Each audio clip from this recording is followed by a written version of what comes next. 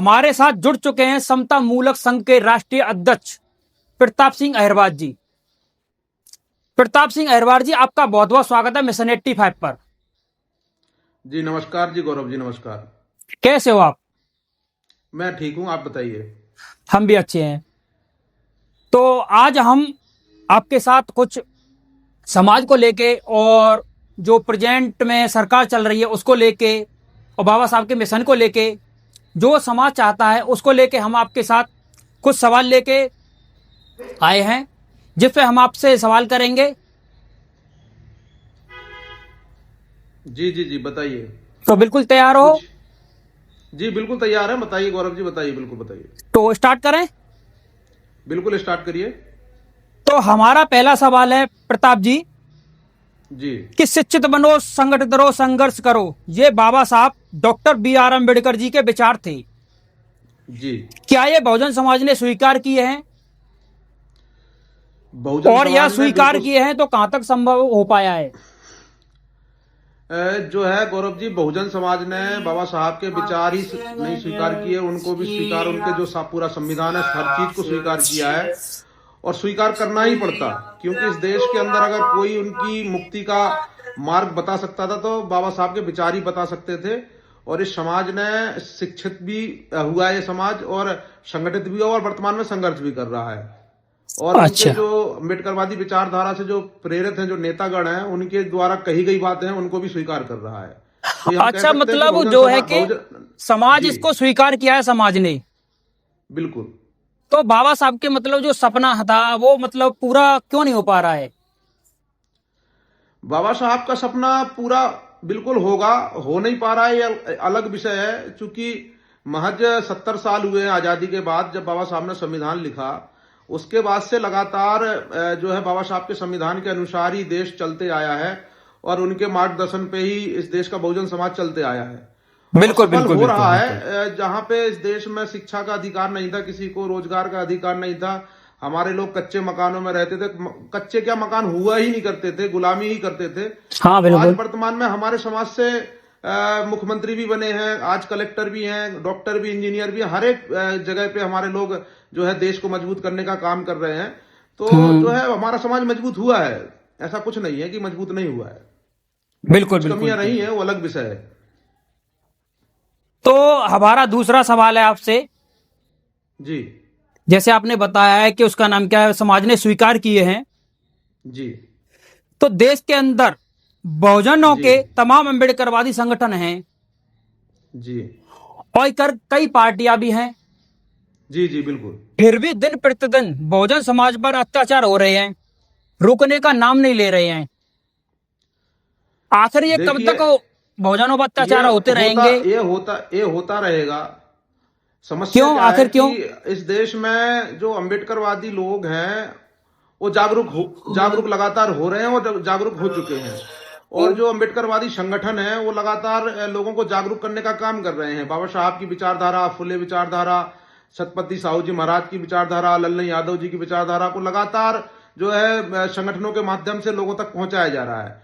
लेकिन ये जो हमारा विपक्ष है, जो जो अपने आप को विपक्ष मानता है, जो मनुवादी समाज है, वो इस बात को जान चुका है कि इस देश का अम्बेडकरवादी समाज लगातार जागरूक हो रहा है। लोग जो शिक्षा से वंचित रहे, जो रोजगार से वंचित रहे, आज ये हमारे बराबरी में खड़ा होकर जो है आवाज उठा रहा है, अपने अधिकारों की बात कर रहा है, अपना हक अधिकार मांग रहा है।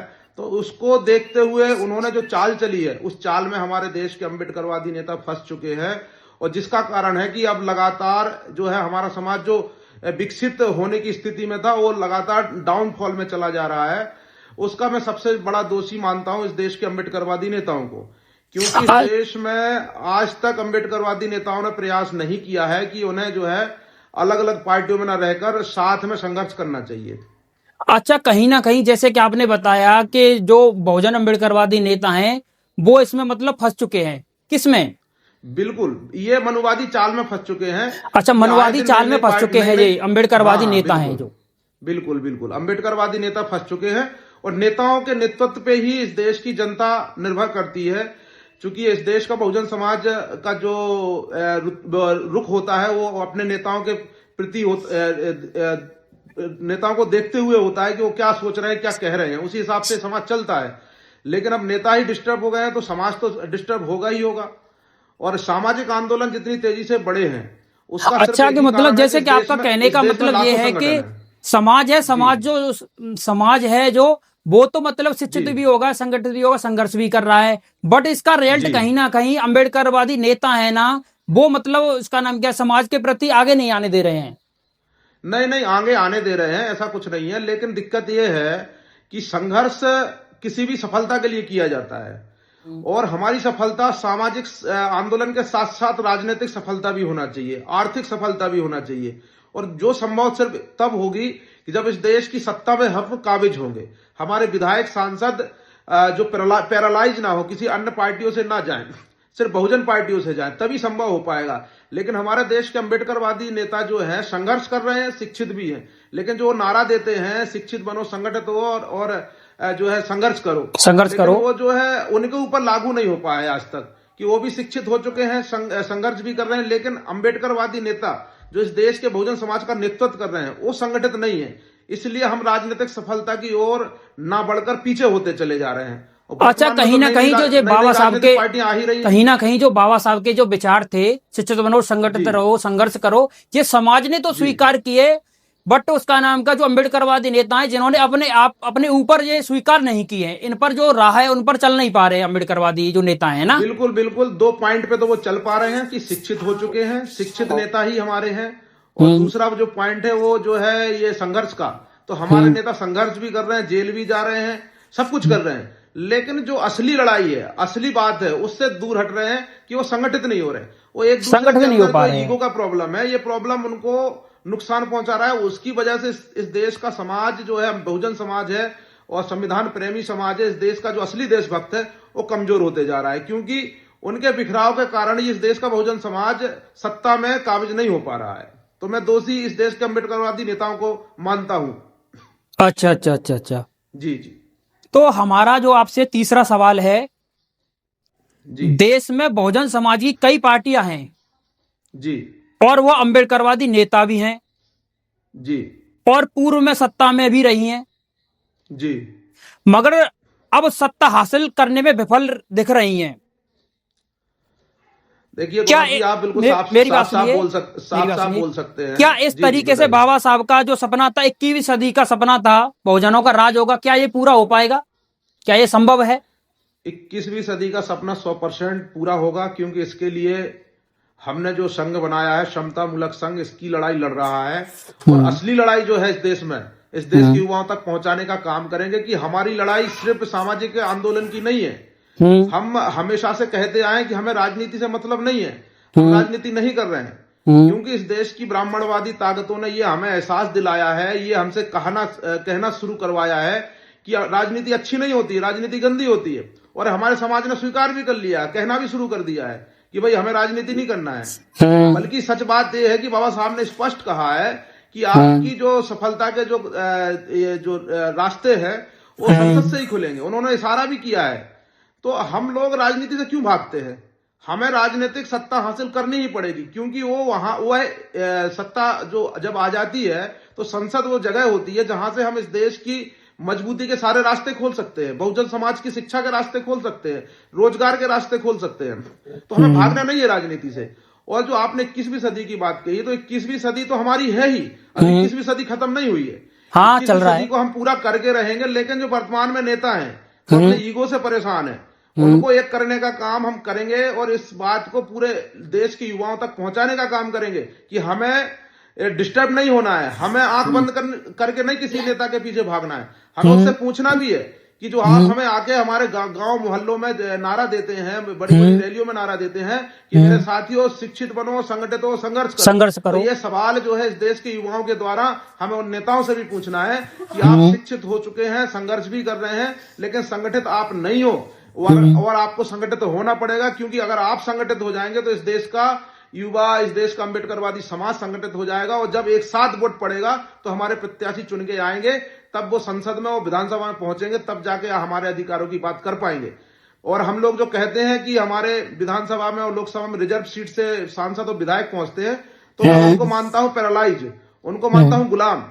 वो लोग अपने मन की बात नहीं कह सकते, वो समाज के प्रति खूब हितैषी रहे, वो खूब चाहते हो कि हमारे समाज के लिए हम काम करें, लेकिन जब दूसरे के घर में रह के आप उनके खिलाफ नहीं जा सकते, उनकी मानसिकता के खिलाफ नहीं जा सकते, आपको गुलाम बन के ही रहना पड़ेगा, जो वो कहेंगे वही करना पड़ेगा। अच्छा, कहीं ना कहीं जैसे कि उसका जी, जैसे कि कहीं ना कहीं जैसे कि आपने अभी बताया कि बहुजन समाज के जो विधानसभा में, लोकसभा में जितने भी अपने नेता हैं, वो अपनी समाज की जी, बात जी, को नहीं रख पाते हैं।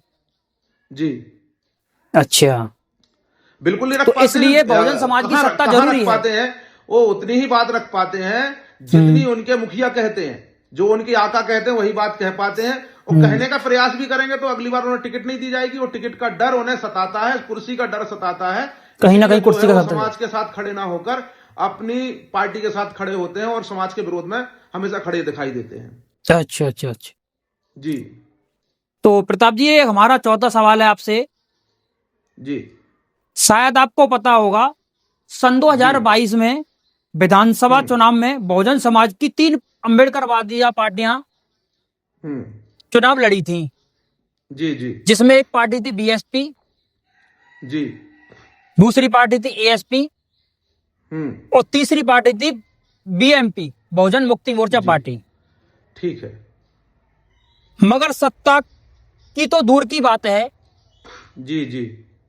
अपना एक सीट भी नहीं निकाल पाए ये कहीं से।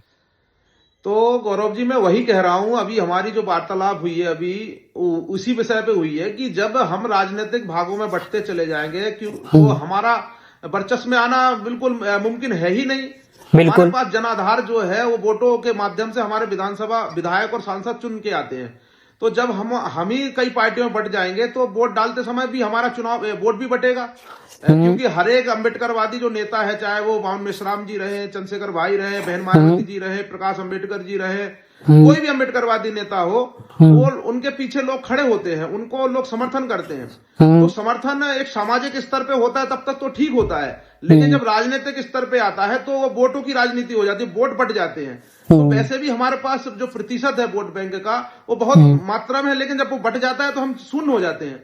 तो एक स्थिति ये आती है कि अगर 30-35% वोट भी भाजपा जैसे संगठनों को मिलता है, कांग्रेस जैसे संगठनों को, तो वो चुन के आ जाते हैं, और हमारा 70% वोट रहे, 60% वोट रहे तो वो बिखर जाता है, कहीं पे 5%, कहीं पे 20%, कहीं पे 25% चला जाता है। वो 60-70% वोट बैंक वाली पार्टियां जो है शून्य हो जाती हैं, और महज 30 से 35% वाली पार्टियां सत्ता में आ जाती हैं। तो इसको हमें समझना पड़ेगा, और ये समझना तो हम तो खैर समझ ही चुके हैं, उसी के लिए हमने ये आंदोलन तैयार किया है और हम इसका प्रयास कर रहे हैं, और पूरा प्रयास करके रहेंगे और इसको अंतिम लड़ाई तक लड़ेंगे कि भाई हमें इस देश के अम्बेडकरवादी नेताओं को एक मंच पे लाना है। और हमारा मकसद होना चाहिए कि जिस प्रकार से इस देश में एनडीए का गठबंधन होता है, और इस बार यूपीए से जो इंडिया गठबंधन बना तो उसमें 40-40, 45-45 पार्टियां मिलकर चुनाव लड़ती हैं। तो आखिर इस देश में अम्बेडकरवादी विचारधारा, इतनी बड़ी विचारधारा है जो इस देश को मजबूत करने का काम करती है, तो उस विचारधारा के जो नेता हैं, जो बहुजन समाज की जो पार्टियां हैं, वो मिलकर एक गठबंधन क्यों नहीं कर सकती, और एक गठबंधन उन्हें करना पड़ेगा। इसकी लड़ाई इस देश के युवाओं को लड़नी चाहिए। अगर ये लड़ाई हम नहीं जीत पाए तो आने वाला भविष्य हमारा खतरे में है, और हमें कोई बचा नहीं सकता है, ना ही संविधान को कोई बचा सकता है।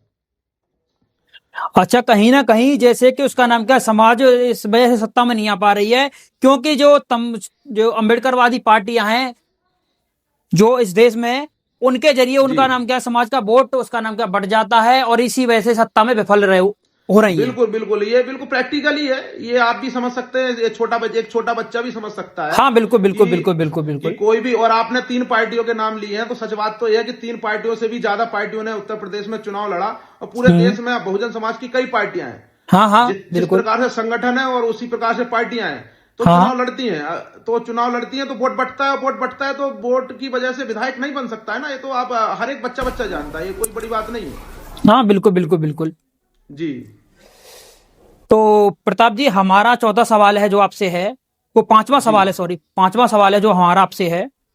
जी, जी, हमने बहुजन समाज में जाके देखा है कि बहुजन समाज के लोगों का कहना है कि जितने ज्यादा अम्बेडकरवादी संगठन बन रहे हैं, जी, उसी हिसाब से नई पार्टियों का निर्माण हो रहा है, जिस वजह से बहुजन समाज के लोगों का विघटन हो रहा है जी, और सत्ता भी हासिल नहीं हो पा रही है। जे बहुजन देखिए, समाज और ये संविधान के लिए खतरा बनता चला जा रहा है। बिल्कुल बिल्कुल ये बात सही है कि जितनी पार्टियां बनेगी उतना समाज के लिए खतरा बनेगा। लेकिन जो बात हमारे समाज में फैलाई गई है ब्राह्मणवादी ताकतों के माध्यम से, मनुवादी ताकतों के माध्यम से, कि बहुजन समाज के हजारों लाखों संगठन होने की वजह से हमारा समाज कमजोर हो रहा है, ये बिल्कुल गलत है। और आप जैसे न्यूज चैनलों को ये बात फैलानी चाहिए कि संगठन बनने से समाज कभी कमजोर नहीं होता है। मैं आपको एक उदाहरण के तौर पे बता दूं, किसी शहर के अंदर अगर 10 स्कूल हैं जो शिक्षा देने का काम करते हैं, अगर उसी शहर में 50 स्कूल और खुल जाएं तो शिक्षा व्यवस्था घटेगी नहीं बल्कि बढ़ेगी। तो संगठनों का काम क्या होता है? अम्बेडकरवादी विचारधारा को फैलाना। उसका अध्यक्ष होता है, उसकी जो पूरी कार्यकारिणी होती है, उसका पूरा काम ही होता है कि वो अम्बेडकरवादी विचारधारा को फैलाएगा जाके। तो वो तो विचारधारा को फैलाने का काम कर रहा है, तो वो तो वोट मांग नहीं रहा है। जब वो वोट नहीं मांग रहा है तो एक तो वो एक विचारधारा का व्यक्ति तैयार कर रहा है कि जो व्यक्ति अम्बेडकरवादी विचारधारा की पार्टी लेकर आएगा तो उसका तो वोट बैंक तैयार कर रहा है। तो सामाजिक संगठन कैसे समाज को बांट सकता है? और जो कम समय में 70 सालों में ये समाज इतना जागरूक हुआ है, जो बाबा साहब के दीवाने हुए हैं लोग, उसका कारण सिर्फ यही है कि इस देश के अंदर लाखों संगठनों ने काम किया है, जिससे गांव-गांव तक हम बाबा साहब को पहुंचा पाए हैं। लेकिन पार्टियों ने इसका लाभ नहीं उठा पाया है। पार्टियों ने क्या करा है कि ये टुकड़ों में बंटती चली गई है। एक पार्टी, बहुजन समाज पार्टी जब हुआ करती थी, उस सत्ता में हमने पूरी जनता इकट्ठी हो गई थी, SC ST OBC ने उन्हें सत्ता में लाके खड़ा कर दिए। लेकिन उसके बाद जो उसी पार्टी के नाराज नेता हैं, उन्होंने अलग अलग पार्टियां बनाना शुरू कर दी। वो आज वर्तमान स्थिति है कि लाखों की तादाद में पार्टियां भी रजिस्टर्ड हो चुकी हैं। तो मेरा कहना यह है कि पार्टियां चलो बन रही हैं, लेकिन कम से कम उन्हें यह तो सीखना चाहिए अपने विपक्षी दलों से कि जब वो 40-40, 45-45 पार्टियां मिलकर चुनाव लड़ लेती हैं, तो आखिर बहुजन समाज की पार्टियां मिलकर चुनाव क्यों नहीं लड़ सकती? क्यों नहीं लड़ती? वो आपस में टिकटों का बंटवारा क्यों नहीं कर पाती हैं? तो ये जो ईगो प्रॉब्लम है उनका, बिल्कुल प्रताप जी, ये समाज का भी सवाल है, क्योंकि एक मंच पर क्यों नहीं आ पा रहे समाज की। बहुजन समाज की भी यही मांग है कि जितने भी अम्बेडकरवादी संगठन है, पार्टियां हैं, वहीं कहीं ना कहीं समाज को बांटने का मतलब काम हो रहा है। इस सवाल का जवाब मैं क्या दूंगा? इस सवाल का जवाब तो खुद जनता के पास है। बिल्कुल आप लोग, जब किसी महिला का बलात्कार हो जाता है, किसी हमारी बहन का बलात्कार हो जाता है, तो पूरे देश का जो है युवा, अम्बेडकरवादी युवा खड़ा हो जाता है, वो आंदोलन करना शुरू कर देता है। बिल्कुल और शासन को, प्रशासन को घेरने का काम करता है। लेकिन जो असली समस्या है कि जो बलात्कार हो ही ना, होना ही नहीं चाहिए, उससे पहले लड़ने की जो तैयारी है, वो तैयारी ये होना चाहिए कि इस देश में अम्बेडकरवादी नेताओं को एक करने के लिए भी सड़क पे आना चाहिए ना। बिल्कुल देश में चाय की टपरियों पे जो चर्चा होती है, घर में बैठकर टीवी के सामने चर्चा होती है, और गांव मोहल्लों में चर्चा होती है कि इस देश में अम्बेडकरवादी नेताओं को एक हो जाना चाहिए। लेकिन इस चर्चा को आंदोलन के रूप में नहीं बदला जाता है। डिमांड, कोई आदमी अपने नेता से पूछता ही नहीं है कि भाई आप हमारे गांव में आए हो सिखाने के लिए कि शिक्षित बनो, संगठित हो, संघर्ष करो। बिल्कुल, हम तो इतना संघर्ष कर ही रहे हैं, एक मैसेज पे हम सड़कों पे आ जाते हैं, पूरे भारत को बंद करने की ताकत रखते हैं। तो हम आंदोलन में तो कोई कमी हमारे है नहीं, बिल्कुल शिक्षा में भी हमारी कमी नहीं, लगातार हम शिक्षित भी हो रहे हैं, 70 साल शिक्षित भी हो रहा है, बिल्कुल समाज, बिल्कुल। और उत्तर प्रदेश जैसे राज्य में हमने सरकार भी बना के दिखाई है। तो एक कमी है, नेताओं की है, और एक कमी को हमें उजागर करना होगा, और हमें इस देश के अम्बेडकरवादी नेताओं को एक करने के लिए एक बड़े आंदोलन की ओर आगे बढ़ना होगा।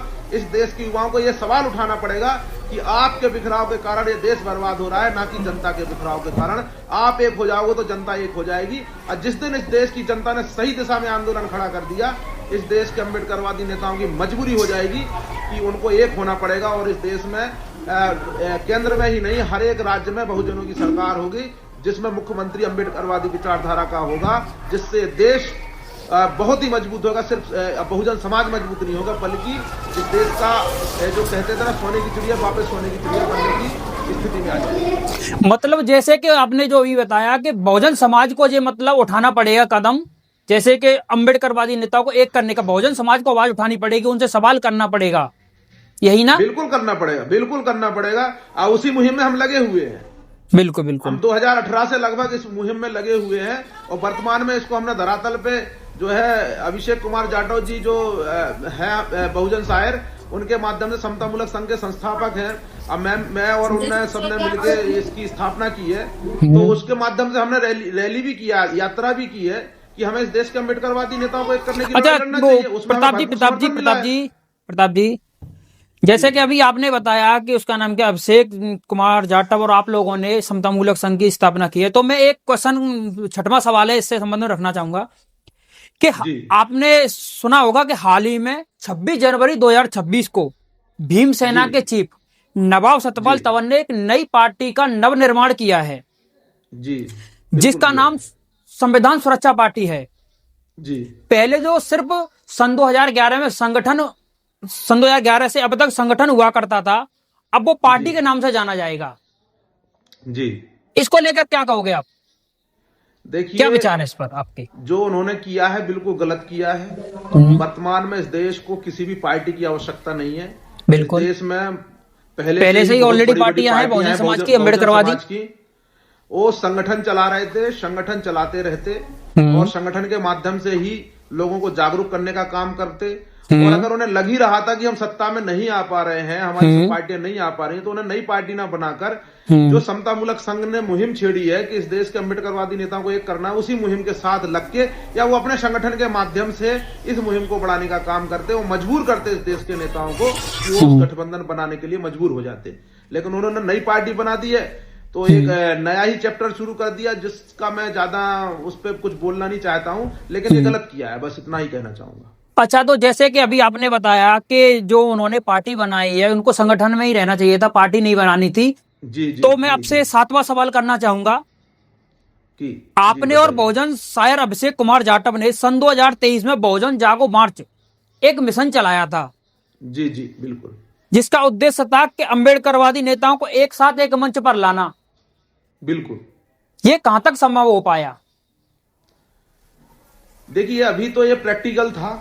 हमने जो मुंबई से लेके दिल्ली तक की यात्रा की, बिल्कुल। और 2 चरणों में यात्रा की हमने, और एक महू से लेके दिल्ली तक की थी, और दूसरी यात्रा जो है मुंबई से लेके हमने दिल्ली तक की यात्रा की थी। तो इससे हमने ये जान लिया है पूरे देश से कि पूरे देश में हर एक समाज का व्यक्ति जो अम्बेडकरवादी विचारधारा से ताल्लुक रखता है, उसे पसंद करता है, वो किसी भी जाति धर्म का हो, वो चाहता है कि इस देश के अम्बेडकरवादी नेता एक मंच पर आए। तो जब हमने ये जान लिया है, तो अब उसके लिए हम पूरी ताकत के साथ बढ़ रहे हैं आगे, और उसी के लिए हमने समतामूलक संघ का निर्माण किया, जिसका उद्देश्य सिर्फ एक ही है कि हमें कैसे भी करके जो है इस देश के बहुजन नेताओं को एक साथ एक मंच पे लाना है।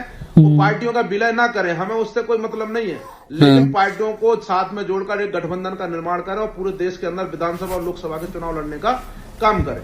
तो इस मकसद के साथ हम आगे बढ़ेंगे। बिल्कुल बिल्कुल जी। तो प्रताप जी, एक हमारा आपसे 8वां सवाल और है। जी बताइए।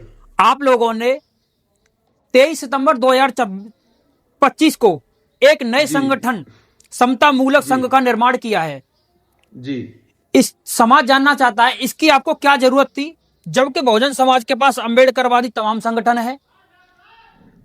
आपको ऐसी क्या जरूरत पड़ गई थी बिल्कुल बिल्कुल कि आपको संगठन का निर्माण करना पड़ा? भारत देश में जो है हजारों लाखों संगठन है बहुजन समाज के, बिल्कुल है, जो बाबा साहब की विचारधारा का फैलाने का काम करते हैं। बिल्कुल। उसी के साथ साथ बाबा साहब एक बहुत बड़ा चैप्टर है, उन्होंने कई दिशाओं में काम किया है।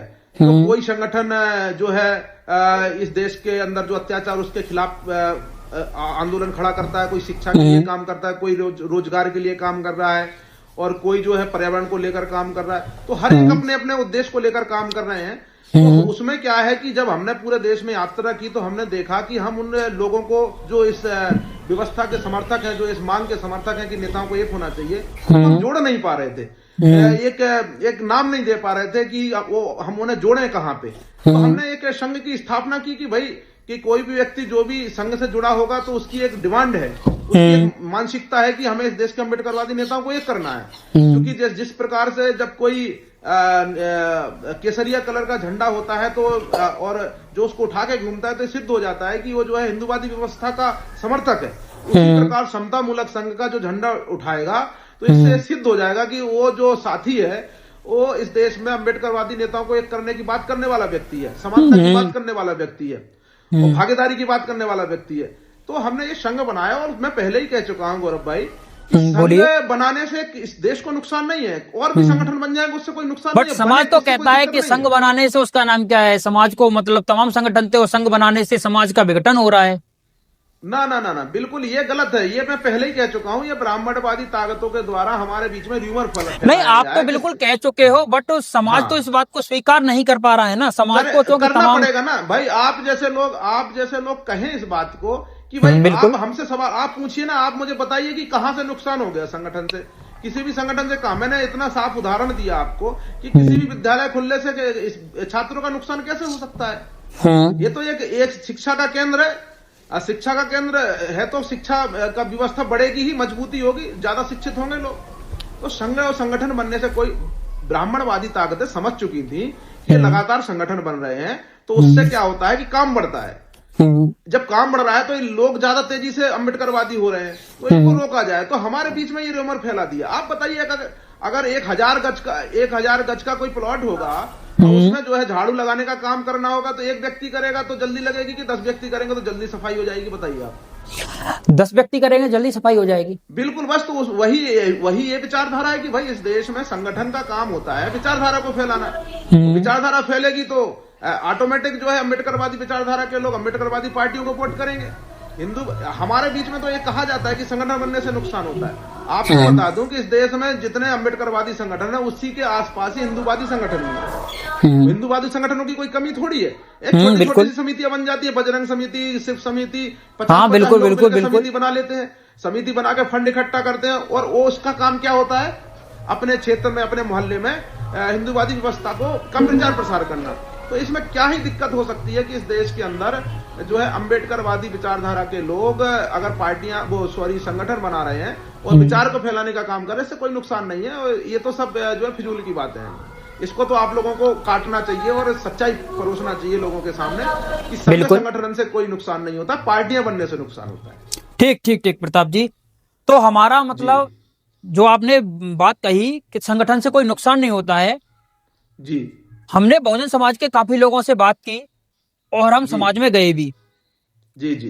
तो उन्होंने एक सवाल किया, बहुजन समाज के लोगों का कहना है कि आगे चलकर आपके द्वारा बनाया गया संगठन जी एक पार्टी में तब्दील हो सकता है। जो हाल ही में 26 जनवरी, मेरी बात सुनिए जी जी, जो हाल ही में 26 जनवरी 2026 को नव सतपाल की संविधान सुरक्षा पार्टी के रूप में समाज को देखने को मिला है। तो समाज का कहना ये उचित रहेगा कि हो सकता है कि आपका भी वो संगठन है पार्टी में तब्दील हो जाए। बिल्कुल बिल्कुल, समाज का कहना उचित है क्योंकि उन्होंने धोखा देखा है, धोखा खाया है और बिल्कुल देखते आ रहे हैं। बिल्कुल। लेकिन समाज को समझना पड़ेगा कि जो उद्देश्य होता है संगठन का, उस उद्देश्य पे ध्यान देना पड़ता है। हमारा उद्देश्य सत्ता में आना है। सत्ता में किसी भी परिस्थिति में हमारे बहुजन नेताओं को जो है विधानसभा लोकसभा पहुंचाने का जो मकसद है। तो हमें पार्टी की जरूरत कब पड़ेगी? जब हमें चुनाव लड़ना पड़ेगा। और चुनाव लड़ने के लिए हम ऑलरेडी किसी पार्टी का विरोध कर ही नहीं रहे हैं। अगर हमें चुनाव लड़ना पड़ेगा, हमारे कार्यकर्ताओं को चुनाव लड़ना पड़ेगा, तो वो तो बहुजन समाज पार्टी से लड़ेंगे, आजाद समाज पार्टी से लड़ेंगे, बहुजन मुक्ति पार्टी से लड़ेंगे। हमें तो पार्टी की आवश्यकता नहीं, क्योंकि हम विरोध कर ही नहीं रहे हैं। क्योंकि हमारा मानना यह है कि इस देश के अंदर कोई भी राजनेता हो, चाहे वो बहन मायावती जी हो, प्रकाश अम्बेडकर जी हो, चंद्रशेखर भाई हो, जो है बावन मेश्राम जी हो, किसी ना किसी स्तर से इस देश में समाज को जगाने का काम कर रहे हैं और जागरूक करने का काम कर रहे हैं। तो ये पार्टियां हमसे हटके थोड़ी हैं। तो हमारे कार्यकर्ता जो है, इस देश के बहुजन मूवमेंट के जो लोग हैं, इन्हीं पार्टियों से चुनाव लड़के सत्ता में जाएंगे और जो है अपनी आवाज को बुलंद करने का काम करेंगे, समाज की सेवा करने का काम करेंगे। बिल्कुल बिल्कुल बिल्कुल। मकसद दिखाई देता है कि आपको पार्टी की आवश्यकता पड़ेगी कि नहीं पड़ेगी। तो हमें पार्टी की आवश्यकता नहीं पड़ेगी, क्योंकि हम किसी पार्टी के विरोधी नहीं है, ना ही हमने किसी पार्टी के विपक्ष में जो है संगठन को बनाया। हमने पार्टियों को जोड़ने के लिए संघ की स्थापना की है और पार्टी को जोड़कर ही रहेंगे। और यह इस देश के बहुजन समाज को समझ लेना चाहिए कि आपकी प्रथम लड़ाई होना चाहिए इस देश के अम्बेडकर। अच्छा, जैसे कि आपने बताया, आपके मतलब जो संघ है, समता मूलक संघ, इसका उद्देश्य है, मेन है अम्बेडकरवादी नेताओं को जोड़ना और एक मंच पर लाना, बहुजन समाज अम्बेडकरवादी सत्ता हासिल करना। सारे काम करते हुए हम शिक्षा के स्तर पे भी काम कर रहे हैं। हम जो है रोजगार की सरकार से डिमांड भी करते हैं और जो है हम पर्यावरण सुरक्षा को लेकर भी काम कर रहे हैं। लेकिन जो हर एक संगठन का मुख्य उद्देश्य होता है, तो हमारा मुख्य उद्देश्य जो है वो इस देश के बहुजन समाज की जो पार्टियां हैं, बिल्कुल, पार्टियों का गठबंधन करना है। और हम चाहते हैं वो करके रहेंगे। इस देश में जो है तीसरा मोर्चा तैयार होगा, जो इस देश में बहुजनों का नेतृत्व करेगा, इस देश का नेतृत्व करेगा और इस देश में अम्बेडकरवादी सरकार को स्थापित करने का काम करेगा। और जिस दिन ये गठबंधन हम बना लेंगे उस दिन तमाम संगठनों के लोग मिलकर जो है बहुजन समाज पार्टी जैसे संगठनों को जिताने के लिए जो है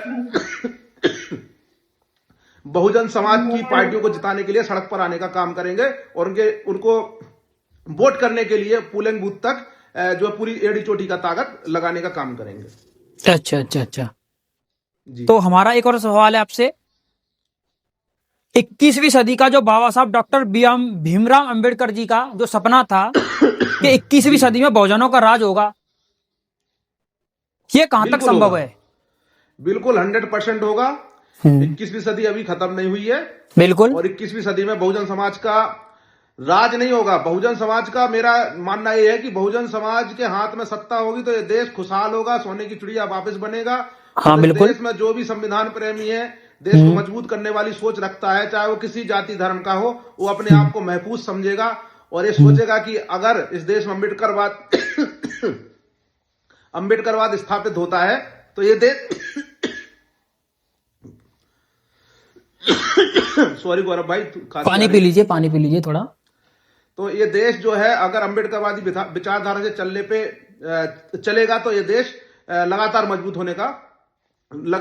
होने की स्थिति में आ जाएगा। बिल्कुल बिल्कुल बिल्कुल जी। तो जो सन 2027 का चुनाव होने वाला है जी। यूपी विधानसभा का, जी। अब इसमें पिछली बार तो उसका नाम क्या है, 3 पार्टियां चुनाव लड़ी थी और भी बहुजन समाज पार्टियां चुनाव लड़ी थी, 3 नहीं 3 4 5 कह नहीं सकते कितनी तमाम पार्टियां चुनाव लड़ी थी, बट हमारी नजर में जैसे कि अम्बेडकरवादी बोलते हैं अपने आप को, वो 3 पार्टियां चुनाव लड़ी थी। जी। बट इस बार एक और पार्टी है वो भी चुनाव लड़ने के लिए मतलब ऐलान कर चुकी है। जी। तो इससे समाज का मतलब वोट विघटन नहीं होगा और समाज का मतलब नुकसान नहीं होगा इससे। ये सारी बातें गौरव भाई पहले ही हो चुकी हैं। बिल्कुल। पार्टियां चुनाव लड़ेगी, वोट बटेगा, चुनाव हारेंगे, किसी को एक सीट नहीं मिलेगी। अगर इसी तरह चलता रहा, इसी को रोकने के लिए समतामूलक संघ का निर्माण हुआ है और इस काम को हम करके रहेंगे, चाहे कुछ भी हो जाए। हमारी तैयारी पूरी है कि हम इस देश के अंदर बहुजन समाज के लोगों को जागरूक करने का काम करेंगे और इस विचार को डालने का काम करेंगे कि आपकी प्रथम लड़ाई होनी चाहिए इस देश के अम्बेडकरवादी नेताओं को एक करने की, क्योंकि आपका जीवन सिर्फ आंदोलन में ना निकले, आपका जीवन आपकी शिक्षा में, आपके अच्छे रोजगार में, अच्छे जीवन जीने के लिए भी निकलना चाहिए। तो वो तभी संभव है जब आप अपने बहुजन नेताओं को विधानसभा और लोकसभा भेजने का काम करेंगे, तब जाके आप चैन की नींद सो सकते हैं। नहीं तो आपको बात बात पे आंदोलन करना पड़ेगा और जो आपके क्षमता से बाहर हो जाएगा एक दिन। हाँ, काफी टाइम से भी आंदोलन करते चले जा रहे हैं बट उसका रिजल्ट आज तक मतलब कोई निकल नहीं पाया है। कभी मुछों के लिए आंदोलन करते हैं, कभी किसी के लिए आंदोलन करते हैं। अगर आज ये स्थिति है कि इस देश के इतने बड़े समाज को एक FIR करने के लिए भी सड़क पे आना पड़ रहा है, बिल्कुल बिल्कुल के लिए सड़क पे आना पड़ा, तो बात बात पे आंदोलन करेंगे तो आपकी एक दिन जेब भी खाली हो जाएगी, पेट भी खाली हो जाएगा और आप घर बैठ जाएंगे। और कहीं ना कहीं बहुजन समाज को आवाज उठानी पड़ेगी। अब आवाज एक ही उठाना चाहिए और आप भी अपने माध्यम से जितना भी बात फैला सकें। हाँ बिल्कुल बिल्कुल। तो आपको भी फैलाना चाहिए कि इस देश में प्रथम लड़ाई होना चाहिए अम्बेडकरवादी नेताओं को एक मंच पर एक साथ लाने के लिए। लड़ाई में शामिल होना चाहते हैं तो वो समतामूलक संघ के साथ जुड़ सकते हैं और अगर अपने संगठन के माध्यम से जो भी वो संगठन चला रहे हैं, संघ चला रहे हैं, जो भी चला रहे हैं, उस संगठन के माध्यम से भी इस बात को बुलंद कर सकते हैं। ये जरूरी नहीं है कि वो हमारे साथ जुड़ के इस काम को बढ़ाएं। हाँ, जैसे कि अपने संगठन में अपनी पार्टियों में समाज को बुलंद कर सकते हैं। बहुजन समाज बिल्कुल ऐसा कोई अनिवार्य नहीं कि हमारे साथ ही जुड़ के काम करें, वो कहीं से भी रह के इस आवाज को बुलंद करें और एक बड़े आंदोलन की ओर बढ़े। जिस प्रकार हम संसद भवन को घेरते हैं, एक दिन हम अपने नेताओं को भी घेरने का काम करेंगे। अच्छा प्रताप जी, आपसे एक और उसका नाम क्या, हम एक सवाल करना चाहेंगे आपसे एक और। जी बताइए। कि जैसे कि आपने कहा अभी कि बहुजन समाज के अम्बेडकरवादी नेता हैं जो, हाँ, उनको एक साथ जोड़ने का काम कर रहे हो आप, है ना, एक मंच पर साथ लाने का। जी हाँ, तो ये कैसे होगा? ये हो जाएगा, ये वक्त बताएगा, इसकी तैयारी में लगे हैं, ये हो जाएगा, ये 100% हो जाएगा। जो लोग सोचते हैं कि नहीं हो पाएगा, तो मेरा उनसे कहना है कि वो लोग जो है अम्बेडकरवादी विचारधारा का जो चोला लेके घूम रहे हैं या सोचते हैं कि हम इस विचारधारा को बढ़ाएंगे, तो घर बैठ जाएं, क्योंकि आपके काम करने का अगर जो उद्देश्य है, उद्देश्य सिर्फ ये है कि हम 10, 20, 50 लोगों तक सिर्फ विचारधारा फैला के हम फ्री हो जाएंगे और असली काम को नहीं कर पाएंगे, तो ये ठीक बात नहीं है। क्योंकि हमारा मानना ये है कि जब इस दुनिया के अंदर लोग चांद तक पहुंच गए हैं, तो हम अपने लोगों को ही नहीं समझा पाएंगे तो किसको समझा पाएंगे। ये तो हमारे परिवार के लोग हैं। बहन मायावती जी हमारे परिवार से, चंद्रशेखर भाई ये हमारे परिवार से, हमारे समाज के लोग हैं। अगर हम इनको समझा नहीं सकते हैं तो फिर हम क्या ही अम्बेडकरवादी की विचारधारा फैलाने का काम करें। बिल्कुल बिल्कुल बिल्कुल बिल्कुल, ये 100% संभव है। सिर्फ हमें निकल के आना है, हमें सड़कों तक पहुंचना है इनको एक करने के लिए। बहुजन समाज को इसकी आवाज को बुलंद करना पड़ेगा, यानी कि, है ना? बिल्कुल बिल्कुल, आवाज को बुलंद करना पड़ेगा और उन्हें खुल के आना पड़ेगा कि पहले आप एक हो, उसके बाद हमें एक करने की बात करिए। अच्छा, जैसे कि एक और बात, आपकी मतलब जो रणनीति है आगे की क्या है? रणनीति वक्त आने पर पता चलेगी आपको। हमारी रणनीति समाज के प्रति बिल्कुल समर्पित है और इस देश को मजबूत करने के लिए है। किसी भी जाति धर्म के खिलाफ नहीं है। हम इस देश को फ्री शिक्षा देना चाहते हैं, हम इस देश को फ्री स्वास्थ्य देना चाहते हैं और हम इस देश को ऐसी व्यवस्था में लाना चाहते हैं कि जहां पे आदमी कोई छोटा काम करे चाहे बड़ा काम करे, उसका सम्मान उसकी जाति देखकर ना हो, उसका काम देखकर हो। और वो अच्छा नेक काम कर रहा है तो उसे इज्जत सम्मान मिले, ना कि अगर वो छोटी जाति का है तो उसे अपमान मिले। इस व्यवस्था को हम लाना चाहते हैं इस देश के अंदर और वो लाकर ही रहेंगे, ये बिल्कुल तय है। अच्छा, वो प्रताप जी, एक और हमारा है आपसे सवाल है। जी जी बिल्कुल। जो अभी अभी जो कानून आया था केंद्र सरकार की ओर से यूजीसी बिल को लेकर, जो नया कानून आया था, जी जी, बहुजन समाज में बहुत खुशी का उत्साह था इससे जी। हाँ, बट इस पर सुप्रीम कोर्ट ने रोक लगा दी है। इसका सवर्णों द्वारा विरोध किया गया था। ये तो देखो चलता रहेगा। सुप्रीम कोर्ट ने रोक लगा दी है। सुप्रीम कोर्ट, ये प्रैक्टिकल होते रहते हैं इस देश में। 2 अप्रैल का जो आंदोलन हुआ था वो भी प्रैक्टिकल था इस देश में। और इस देश की सरकार बहुजनों के साथ जो है ये एक लैब बना दिया है पूरे भारत को, ये जो हमारे साथ प्रैक्टिकल करती रहती है कि ये करते क्या है बहुजन समाज के लोग, बिल्कुल हम इस तरह से निर्णय लेते हैं। उस लोगों को लगा कि सरकार ने बहुजनों के पक्ष में ये फैसला लाया है, तो ये सब चालें हैं। चालों को समझना चाहिए लोगों को। वही करते हैं, वही मिटाते हैं, वही बनाते हैं, सब कुछ वही करने वाले हैं। तो महज जो है लगभग 10% समाज ने 90% समाज के अधिकारों के खिलाफ आंदोलन खड़ा किया और यूजीसी को जो है रोक दिया गया, यूजीसी बिल को। तो ये आप समझ सकते हैं कि हम कहां पर खड़े हैं। तो इस यूजीसी बिल को लेकर एडवोकेट चंद्रशेखर आजाद, 12वीं चीफ ने हाँ जी जंतर मंतर पर 11 फरवरी को आंदोलन का ऐलान किया है। हाँ बिल्कुल करा है, ऐलान करा है। अभी पूरे देश भर में आंदोलन होंगे। तो हम हाँ बिल्कुल, जगह जगह आंदोलन हो रहे हैं। बिहार में भी हो रहा है, पटना में भी हो रहा है, काफी जगह आंदोलन हो रहे हैं, राजस्थान में भी हो रहा है। आंदोलन होते रहेंगे। ये आंदोलन में कोई रुकने वाले थोड़ी है, क्योंकि लोग इन आंदोलनों से नेता तैयार होते हैं और नेता ये तय नहीं कर पा रहे कि हमें करना क्या है। कोई भी स्थिति, किसी भी राज्य में स्थिति नहीं बना पाए कि हम अपना मुख्यमंत्री बना ले। आंदोलन में कोई कमी थोड़ी है। बहन मायावती जी ने जो रैली करी थी उत्तर प्रदेश के अंदर लखनऊ में, उस रैली में करोड़ों लोग पहुंचे। चंद्रशेखर भाई रैली करते हैं, करोड़ों लोग पहुंचते हैं। बिल्कुल। लेकिन क्या होता है, लोगों का आने से क्या होता है, अगर आप सत्ता में परिवर्तन नहीं कर सकते, वोट में परिवर्तन नहीं कर सकते हैं लोगों को, तो क्या होता है, वोटर बट जाता है। ये बहन जी की रैली में चंद्रशेखर भाई के लोग पहुंचे, बहुजन मुक्ति पार्टी के लोग पहुंचे, उसी प्रकार चंद्रशेखर भाई के साथ लोग पहुंच जाते हैं, बीएसपी के भी पहुंच जाते हैं। हाँ बिल्कुल बिल्कुल पहुंच जाते हैं, देखा है हमने काफी जगह। तो मेरा कहना यह है कि ये जो है हमारा समाज जो गुमराह हो रहा है, इसको समझना चाहिए कि हमें राजनीतिक सत्ता में स्थापित होने के लिए हमें वोट की ताकत को बढ़ाना पड़ेगा और वोट को एक जगह डालना पड़ेगा। एक जगह तभी डाला जा सकता है जब गठबंधन होगा, और बाकी नहीं तो आंदोलन करते रहिए। मैं तो पहले ही कह रहा हूं कि आने वाले वक्त में हमारा समाज पेट से भी खाली हो जाएगा और जेब से भी खाली हो जाएगा। तो ना तो घर से निकलेगा और ना ही कुछ कर पाएगा। तो हमें असली लड़ाई को लड़ना चाहिए, नेताओं को एक करने। ये लड़ाई अगर हमने जीत ली तो हमें सड़कों पे आने की जरूरत नहीं पड़ेगी।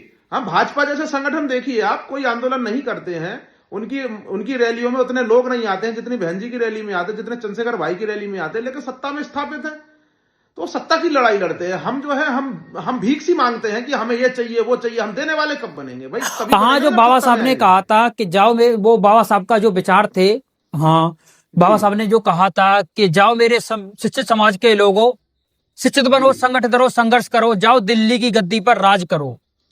जो सत्ता वो हाँ, तो चाबी है जो मानना हर चाहिए ताले ना। को तोड़ सकती है। तो लोगों को मानना चाहिए ना उस बात को। हाँ, सत्ता बिल्कुल, के बिल्कुल, लिए लड़ना चाहिए ना, सत्ता के लिए लड़ेंगे नहीं तो सत्ता के लिए ऐसे थोड़ी लड़ा जाता है कि आंदोलन कर रहे हैं, आंदोलन कर रहे हैं। भाई सत्ता के लिए हमें जमीन तक जाना पड़ेगा ना। आंदोलन तो हमारे जीवन का एक हिस्सा है, हिस्सा है। लेकिन हमें उसको आदत में थोड़ी डाल लेना चाहिए कि हम आंदोलन ही करते रहेंगे। आंदोलन यही तो काफी सोचना टाइम से चाहिए कि आंदोलन करते भी चले आ रहे हैं, बट आज तक उसका भाई रिजल्ट नहीं हमारे मिल पाया समाज के कुछ भी। लोग अगर 5 साल में चुनाव आते हैं तो 5 साल तक सड़कों पर रहते हैं और चुनाव के समय बिखर जाते हैं। कोई बीएसपी के साथ चला जाएगा, कोई एसपा के साथ चला जाएगा, कोई इसके साथ, कोई उसके साथ। बिल्कुल। और वोट बढ़ जाता है, अब वोट बढ़ जाता है, शून्य हो जाते हैं। तो हमारा जो एक छात्र भी एक साल जो तैयारी करता है किसी क्लास की, अगर रिजल्ट उसका शून्य आता है तो फिर उसकी पढ़ाई का कोई महत्व नहीं रह जाता है। बिल्कुल। तो हमारा भी 5 साल की जो मेहनत होती है, आंदोलन करते रहते हैं हम और अपनी आवाज उठाते रहते हैं, विचारधारा फैलाते रहते हैं, और जब रिजल्ट का समय आता है, वोटिंग का समय आता है तो हम शून्य हो जाते हैं। तो हमें इस पर भी ध्यान देना चाहिए कि हमें राजनीतिक सत्ता हासिल करनी ही पड़ेगी, हमें सत्ता पे फोकस करना ही पड़ेगा। बस इतना ही मैं कहना चाहूंगा आपसे। तो बहुत बहुत धन्यवाद जी प्रताप जी आपका। जी बहुत बहुत धन्यवाद आपका भी। और मैं गौरव भाई आपसे अपेक्षा रखूंगा कि इस बात को फैलाइए आप भी कि इस देश में संगठन और संघ बनने से कोई नुकसान नहीं होता, पार्टियों के बिखराव से नुकसान होता है। पार्टियों को जोड़ने का काम बढ़ाया जाए। बिल्कुल बिल्कुल बिल्कुल। जी नमस्कार जी। नमस्कार।